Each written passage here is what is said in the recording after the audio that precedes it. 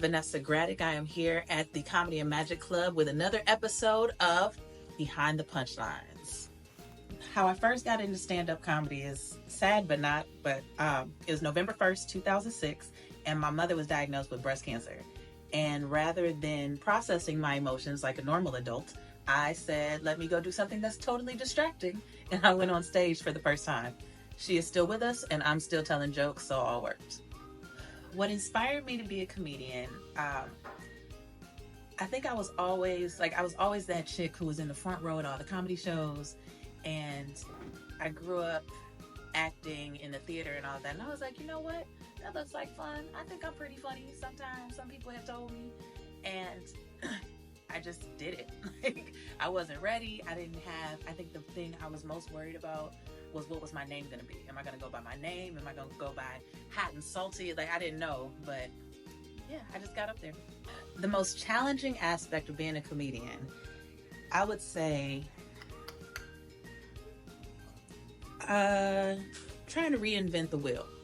Like, there's nothing new under the sun, so we're all trying to give our perspective on what's going on, and it's doing that without being the same as everybody else. So it's just trying to find what makes you special. There's a lot of introspection, and to be a comic, you have to really, really know yourself, and that can be dangerous because inside of here is a whole labyrinth of some shenanigans. So that's it. A show that stands out in my career is, I want to say, I was in New Rochelle, New York, New Jersey. It was over there. The city is New Rochelle. And I was doing this show, and it was a fashion show and some other things put on by a great comedian named Talent. And I went up there. I only had 7 minutes. Couldn't deviate from that 7 minutes. I had what I had, and that's what they were going to get. And they hated me. Like, it was crickets. All I heard was one old lady in the back be like, "It's okay, baby." And I knew I was going to quit comedy that day, never come back. But I had a show the following day that I did pretty good on, so I was like, okay, maybe that was a fluke. But I will always remember that time where I died the death of 1,000 men on stage. What is the funniest experience I've had with another comedian? Oh, okay. I was about to be nasty, but I'm not going to do that. This is a family show. I did a show with Sydney Castillo and Deshaun Ross, and we were in like Pleasantville. It was something, whatever. We were in New Orleans, not New Orleans. We were in Louisiana, the backwoods of Louisiana, and we all had our separate rooms. We were staying at the Plantation Inn, and we got back to the rooms, and there were lizards on our doors. Like, and Sydney and Deshaun ran to my room. These are two grown-ass men, ran to my room because they were scared of the lizards. And in the middle of the night, we had to go to Walmart, because Walmart is always open in the South. So we went to Walmart to find lizard spray that you're supposed to spray on the lizards so that they go away. And I still give them shit to this day for being scared of the lizards and running to me for protection.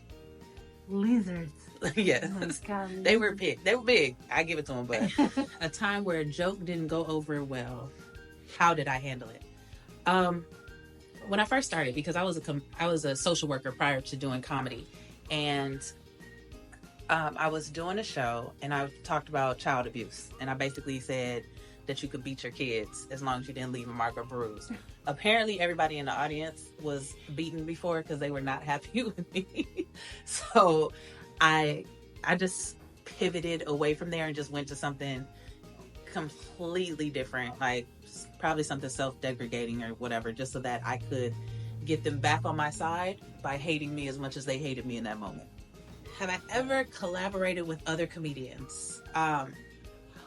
Yes and no. Like, I've done sketches with other comedians and things like that. As far as my actual material, not really. I'm not a good sit down and write material with other people person, but I will take notes after I get off stage or after I try it out. And then I've gotten a bunch of great punchlines from comedians. Like, people have tagged jokes that now it's amazing, but I don't actively seek it out. That's the word. I want to say the weirdest place, and it doesn't sound weird, but it's very weird for comedy, was in, was that Carlsbad by San Diego? And we were on a beach, but like outside there were children running around. Somebody was playing volleyball in the back. Like, it was a lot going on for a comedy show, and nobody was focused. And no more beach shows is what I'm saying.